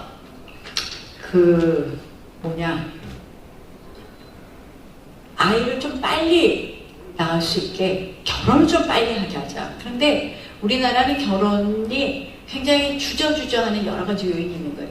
결혼 잘못하면 위자료도 떼일 것 같이, 결혼하려면 또 이게 더 복잡하니까 요새는 사실 젊은 사람들이 동거 후 결혼하는 경우가 많이 있습니다. 그래서 차라리 등록 동거혼 제도라는 걸 인정해주자. 그게 뭐냐? 제가 2016년에 국회에서도 저출산 특별위원장을 했는데 프랑스가 어떻게 극복했냐 그랬더니 등록 동거혼 제도를 도입했다. 등록 동거혼은 법률론하고 어떻게 다르냐? 등록 동거혼은 계약, 법률론은 혼인. 등록 동거혼은 계약 해지, 법률론은 이혼. 그래서 위자료가 없고 위자료가 있고 나머지 혜택은 다 똑같다. 근데 프랑스가 보니까 등록 동거원에서 법률론으로 이행하는 게 70%, 30%가 이루어집니다. 우리나라 이혼율이 30%입니다. 이거 하면 조금 빨리 결혼할 수 있고 괜찮지 않을까. 그래서 제가 요새 다시 이 문제가 나와서 좀 더 고민하고 있는데, 제가 2016년에 그 말을 꺼냈더니 안동 출신 국회의원께서 정치 그만하려면 이런 거 주장을 합니다. 여러분들은 어떻게 생각하십니까? 이거 괜찮을까요? 박수를 절반 정도 치십니다.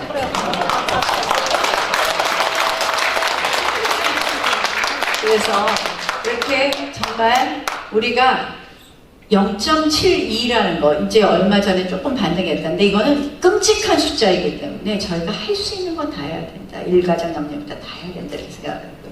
일단 뭐 기후 문제도 마찬가지입니다. 지금 탄소 중립 문제는 트럼프 대통령이 아무리 다시 석유를 생산한다고 해도 우리가 결국은 가야만 하는 길이고, 이 지금 기후 문제는 문재인 대통령 욕을 제가 또 안 할 수가 없어요. 그동안 다른 데 가서는 이 말 잘 안 하는데 결국은 이 탄소 중립 에너지를 만들려면 우리는 신재 생각뿐만은 안 됩니다. 호남 쪽에 많이 만들어놨는데요. 송배전망이 없어서 서울로 가져올 수가 없고 출력 제한을 작년에도 몇 번을 했는지 모릅니다.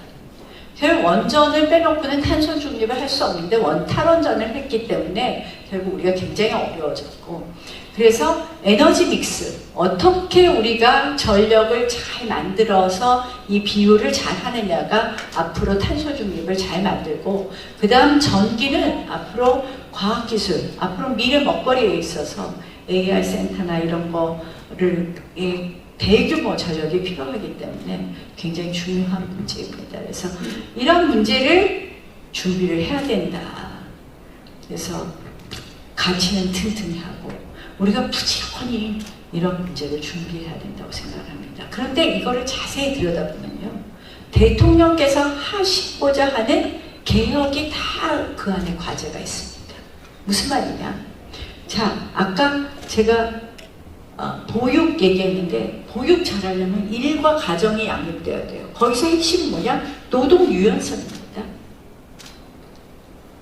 그런데 그럼 그건 결국 노동개혁 문제예요. 그 다음에 아까 교육비 문제입니다. 교육 개혁의 문제가 있고요. 또 이제 고령화 시대에 대해서 연세 드신 분들이 많아지는데 우리가 그럼 연금 문제는 어떻게 할 것이냐? 연금 개혁이 있습니다. 지금 이걸 하지 않으면 대한민국이 지속 가능하지 않다.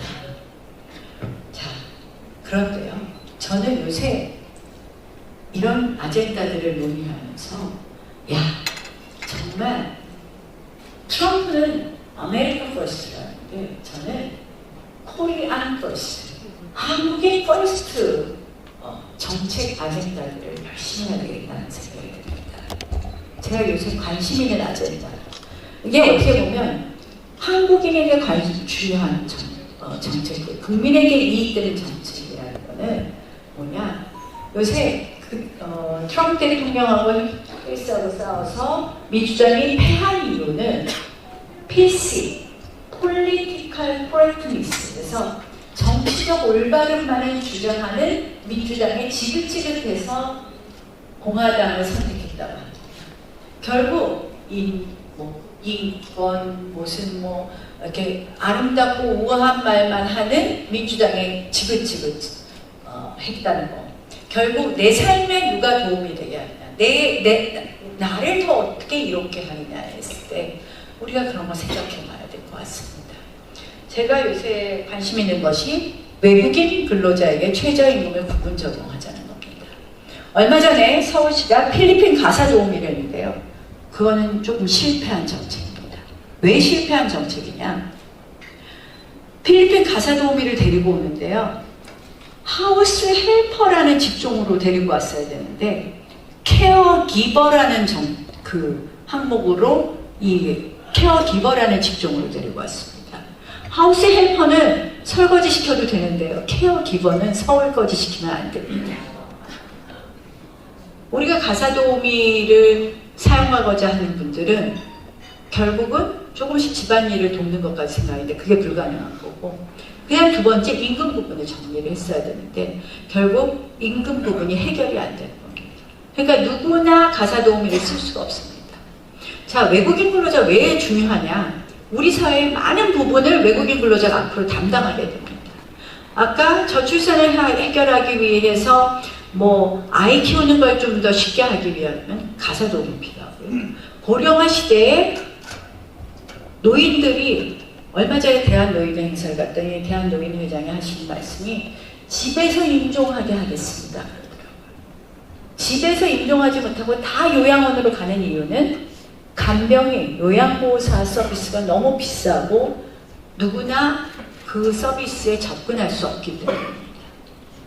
또 하나, 중소도시의 여러 가지 우리 미숙련 노동은 다 외국인 근로자들이 담당하고 있습니다. 그럼 외국인 근로자, 저는 예전부터 가사도우미, 왜 홍콩하고 싱가포르 같은 우리가 값싼 가사도우미 누구나 그 서비스를 받을 수 있는 건 안 되냐? 그러면 늘 ILO 협약을 얘기합니다. 싱가포르나 홍콩은 하나는 ILO 협약에 가입을 안 했고 한국과는 최저임금 제도가 없습니다. 일본은 최저임금 제도가 있기는 하지만 굉장히 업종별, 지역별 차등으로 굉장히 낮습니다. 그래서 일본만 해도 우리보다 훨씬 저렴한 비용으로 가사도우미, 외국인 가사도우미 서비스를 받고 있습니다. 그럼 우리는 최저임금 엄청 높죠. 우린 결국은 강성 노조 때문에 지금 이미 그런 구조가 만들어져 있는 겁니다. 최저임금은 엄청 높죠. ILO 협약은 안 된다. 제가 ILO 협약 우리가 좀 다르게 해석하자. 국적에 따른 차별이 안 된다고 하는데 합리적 차별은 왜 안 되느냐. 모든 외국인 근로자를 차별하자는 것이 아니라 E9 비자를 받고 혼자 와서 근로하는 사람들은 본국의 80% 송금합니다. 그리고 본국의 가족 생계비, 물론 최저임금에 있어서 최저임금을 산정하는 데 기준이 되는 노동생산성과 생계비 부분에 있어서 생계비는 1인 생계비를 기준으로 하기는 하지만 어쨌든 80%를 본국에 송금하니 본국의 가족의 생계비는 우리 대한민국보다 10분의 1밖에 되지 않지 않나. 이거 우리가 파격적으로 해석하고 우리 국민에게 이익되게 이거 제도 좀 바꿔보자. 제가 맨날 법무부 고용노동 막 불러다가 얘기하는데요. 이거 하면 좋지 않겠습니까, 여러분? 아니, 저는 진짜 우리가 꼭 해야 된다고 생각하는 게 누구나 이 서비스를 접근할 수 있게 한다면 국민 삶의 질이 다르다. 우리 올해 물가 엄청 올랐는데 사실 농산물 물가를 그때 수입하거나 뭐 이런 다시 풀어갖고 조금 잡혔는데 안 잡힌 게 마지막까지 안 잡힌 것이 외식 물가였습니다. 근데 외식업에서도 지금 외국인 근로자들이 많은 부분을 담당하고 있습니다. 저는 이거는 국민 삶을 굉장히 이롭게 할 수 있다. 두 번째는 정년 연장이냐 계속 고용이냐의 문제예요. 저는 계속 고용을 가져요. 무슨 말씀이냐? 이제 뭐 요새 말씀들을 스스로도 그럴 거예요. 내 나이는 내 나이에 곱하기 0.8 해야 돼. 그거 생각하시잖아요. 그런 것처럼 이제 정년을 올려야 된다고 말씀하시는데 정년만 연장을 시켜버리면 사실 이게 기업에 부담되는 부분도 있고 여러 가지 또 부작용이 있습니다. 저는 정년 연장이라는, 우리가 지난번에도 정년을 연장해주면서 실질적으로 임금 피크제나 이런 걸 도입을 안 하는 그런 노동개혁을 해서 굉장히 지금 여러 가지 우리 경제에 부담이 되고 있는데 재고용이라든지 여러 가지 방법으로 근로를 계속 할 수 있게 이 제도의 틀을 만들어야 된다. 지금 저출산 고령화 시대에 가장 해야 되는 것 중에 하나가 저는 이거라고 생각을 합니다. 그 밖에 이제 제가 관심 있는 것이 왜 건강보험 우리 개혁해야 되는데 외국인 재외국민과 외국인들이 건강보험 혜택을 너무 많이 받는 것. 물론 지금은 최소 거주기간 6개월을 두기도 하지만 이 부분도 조금 더 손봐야 될 게 있고요. 작년에 외국인 근로자가 실업수당을 받아간 것이 807억입니다. 12,000명이 실업수당을 받아갔습니다. 외국인 근로자 중에서 2회 이상 실업수당을 받아간 사람이 1,700만. 그래서 이러한 부분도 조금 고쳐야 되지 않느냐. 뭐 이런 거에 요새 관심이 있습니다. 마지막에는 저는 이게 시급하다. 마약 근절도 시급하다. 이런 생각을 하고 있습니다. 그래서 하여간에 우리가 정치를 하면서 국민에게 이익되는 정치, 한국민에게 이익되는 정치를 우리 보수 정당이 앞장서서 한다면 다시 좀 사랑받지 않을까 이런 생각을 해봅니다. 공감되는 정책이 많으신가요?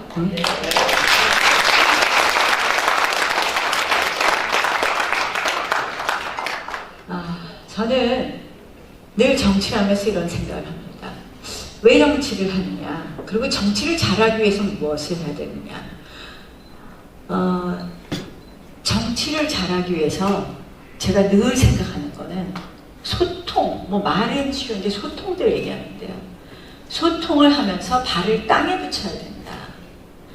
제가 남들은 아까 저 공주 막 얘기 나오던데 남들은 참 제가 평탄하게 정치했다고들 많이 생각하셨는데 최근에 4년 놀았더니 요새는 좀 그 얘기는 좀 들어가신 것 같긴 한데 근데요 진짜 힘든 건 꼭 저한테 해주시더라고요. 제가 공짜로 뭐 해본 적이 없습니다. 제가 2002년에 처음 속아서 여기 온 다음 2004년에 국회의원 17대 처음 들어갔고요. 18대 2008년에 하고 있는데 2011년에 오세훈 시장이 그 무상급식 주민투표 걸었다가 그만두셨잖아요. 그러고 나니까 그때 누가 나타났습니까? 안철수 의원이 나타나서 안철수 씨가 나타나서 그때 박원순 손을 번쩍 들어줘갖고 우리 당에 누가 나가도 박원순 45% 우리 당이 20%가 안 되는 거예요. 제가 제일 여론조사가 잘 나와서 22%였습니다. 그랬더니 저도 당연히 떨어지니까 안 나가죠. 그랬더니 저보고 제발 나가달라는 거예요. 그 당시 어디 서울에 모 국회의원이 나가신다 했더니 그분 갖고는 선거가 안 되니까 저보고 제발 나가달래서 제가 그냥 서울시장은 배지를 떼고 나가야 됩니다. 근데 그때 이제 10월이었는데 그 다음에 4월이 총선이 있으니까 이번에 희생하면 또 총선에 다음에 또 총선 들어가면 되고 열심히 하자. 그래서 그 다음에가 총선이 있죠. 대선이 있으니까 당이 너무 망하면 안 된다고 제발 나가달라 그래서 제가 나갔습니다. 순진하게. 그랬더니 당에서 그 선거 지는 선거니까 아무도 도와주지 마. 그래갖고요. 서울 국회의원하고만 선거를 해요. 서울하고 비례대표 국회의원하고. 그러니까 선거를 하는데 그 1억 피부과가 기억나시죠? 저만큼 진짜 별별 네거티브를 다 당하고 제가 지금 웃으면서 얘기하지만 1억 피부과 딱 나왔는데 당에서 논평 한 줄을 안 내줘요.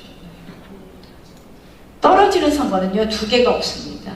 후원금이 안 들어오고요. 돈이 안 들어오고 그 다음에 정보가 없습니다.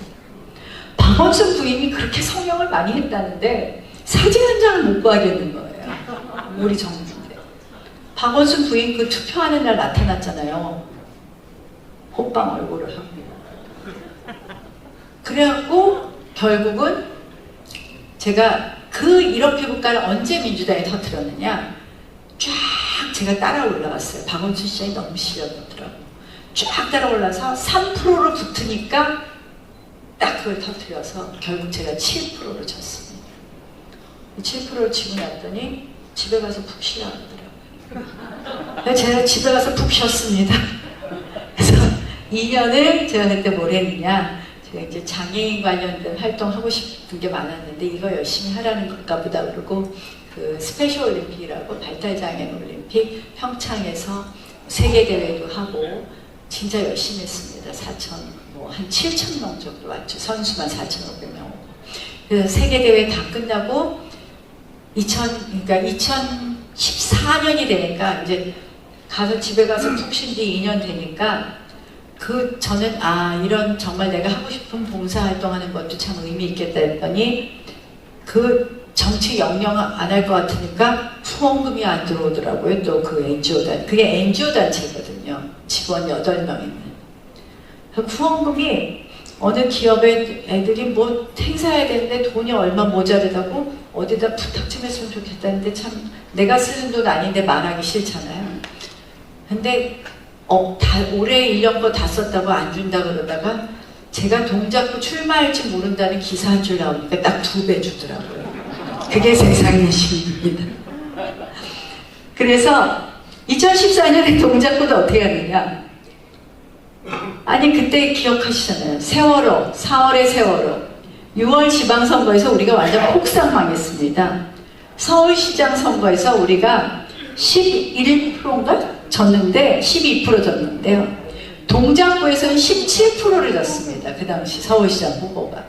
그러니까 7월 보궐선거에서 한 달 만에 17%를 이겨야 되니까 그때 당에서 모 지사 출신의 누구 보고 나가시라 했더니 그분이 소록도로 도망갔어요. 험한데 안 나간다고. 그래서 모레가 후보 등록일인데 후보가 없으니까 저보고 나가라고 하더라고요. 그래서 저는 이제 그 전에 중구에서 국회의원 했잖아요. 그래서 저는 뭐 이렇게 좋은 강남구는 국회의원 절대 후보를 안 주더라고요. 서명구 의원님 복도 많아. 그래서 이게 뭐 중구 공천받은 얘기부터 다 하면 오늘 밤 세워도 못하는데. 그래서 동작구에 나가라 해서 제가 가만히 있으니까 중구에 다음에도 안 주면 무소속으로 나가는 것보단 동작구 가서 어떻게든지 비비고 하는 게 공천받는 게 낫겠다 하고 네 하고 나가고요. 제가 후보 단일화된 노회찬 후보한테 926표를 이겼습니다. 그다음부터 갈고 닦아왔고요.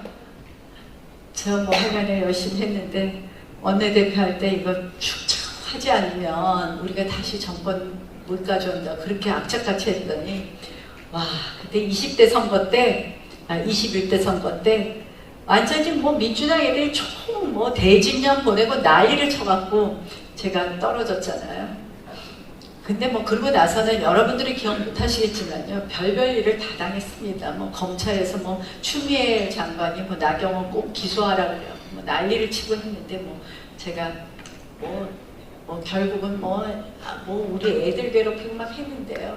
다 이제 당연히 하나도 문제가 없었고 그 이후에 제가 서울시장 보궐선거도 나가고 전당대회도 나갔는데 맨 처음 여론조사는 항상 제가 엄청 좋았는데 결국은 제가 다 우리 당 후보가 안 되고 다 안 됐습니다. 요새 이런저런 얘기가 나오는데 제가 그게 사실이든 아니든 전 지나간 일이니까 여기서 더 얘기는 안 하겠지만 앞으로 이런 걸 계기로 해서 우리 정치가 좀 성숙해졌으면 그런 생각을 해봅니다. 그래서 어쨌든 그러고 나서 저출산위원장인가 하나 부위원장인가 장관급하고 장관은 엄청난 차이 있는 거 아시죠? 갔더니 직원 20명인데 예산 20억입니다. 그래서 제가 바로 예산 30억으로 몇 프로 올릴 겁니까? 50% 바로 올렸지만 참 그거 갖고 몇 달 열심히 일했는데 어쨌든 그렇게 이제 내려오고 나서 제 실력으로 제가 다시 국회에 들어와서 일을 하는 게 맞겠다 해서 작년에 국회의원 당선되려고요. 동작구 아시다시피 쉽지 않은 데잖아요. 그래서 제가 새벽 예배도 2탕씩 드렸습니다. 저 천국 갈 것 같아요. 아무래도.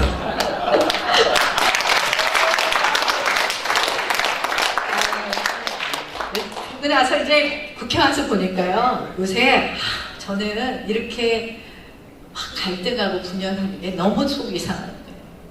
뭐 대통령께서도 좀 아쉬운 점이 있고 하지만 그래서 우리가 버트로 떠든다고 바뀌십니까?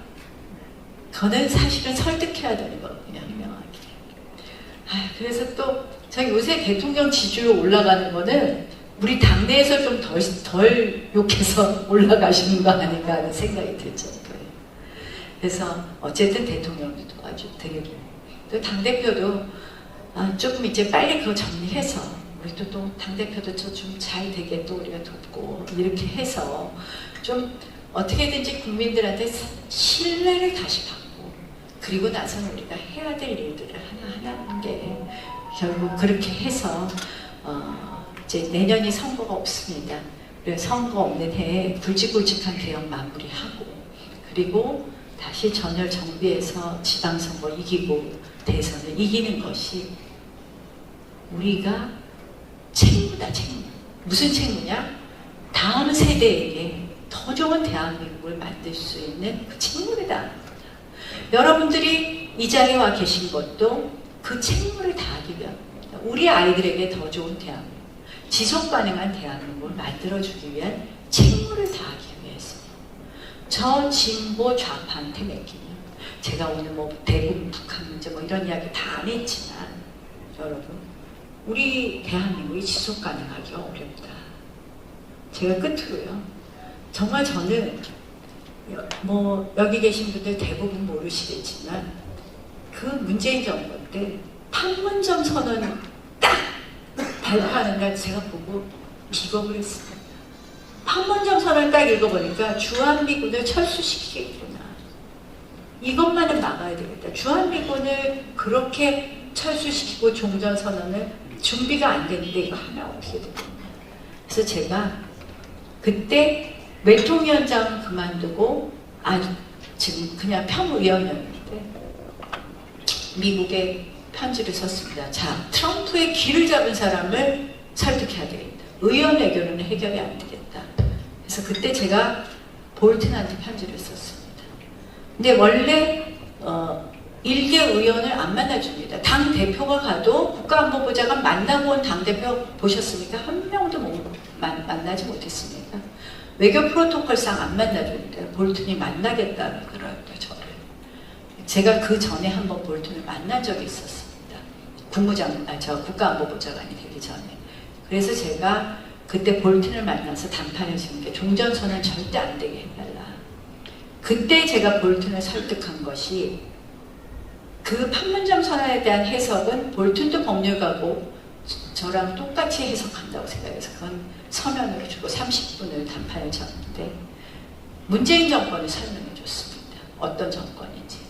헌법에서 자유민주주의를 삭제하려다 실패하더니 교과서에서 결국은 자유자를 뺐다. 이 정권 절대 믿으면 안 된다. 그리고 한미동맹을 중요시하는 우리가 절반의 국민이 있고 우리는 반드시 정권 교체를 할 것이다. 그래서 너희들이 함부로 종전선언해서는 안 된다 했더니 담보하겠다고 약속을 했습니다.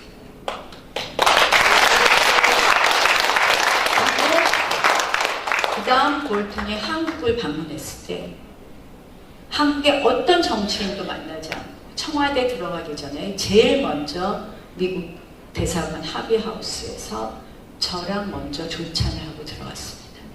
그때 제가 부탁한 건 뭐냐. 그땐 제가 원내대표였습니다. 싱가포르 정상회담, 첫 번째 정상회담이 지방선거 하루 전에 있는 바람에 안 그래도 우리가 실패할 선거이긴 했지만 너무 많이 망했다. 미국 정상회담 혹시 하게 되면 내년 4월이 총선이니까 빨리 하든지 그 후에 해라 라고 당부를 했더니 그런 사정이 있었는지 몰랐다. 미국이 알 것 같잖아요. 몰랐다는 거예요. 지방선거. 내년 4월이 총선이다 했더니 알았다. 이거를 우리 미국 백악관과 국무성이 공유하겠다. 그 다음에 8월에 비건이 와서, 비건이라고 아시죠? 한국.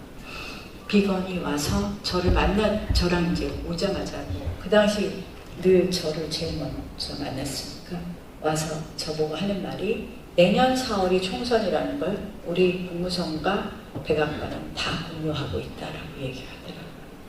그래서 어쨌든 그런 누구나 그 자리에서의 역할을 했기 때문에 저는 대한민국을 지켰다고 생각하고요. 그래서 우리가 절대 지금 지속 가능한 대한민국을 위해서는 다음에 정권은 뺏겨서는 안 됩니다. 그 길에 여러분들 꼭 같이 해주시자는 말씀 드리겠습니다. 고맙습니다. 행복한 나라를 부른 나경원 의원님께 다시 한번 뜨거운 박수 부탁드립니다. 네, 오직 국가와 나라를 위해 걱정하시는 분입니다. 불굴의 의지로 당이 어려울 때 늘 함께 하셨습니다. 우리 나경원 의원님께 앞으로 큰 꿈, 큰 뜻, 큰 정치 반드시 펼쳐달라를 위해서 다시 한번 큰 박수 부탁드립니다.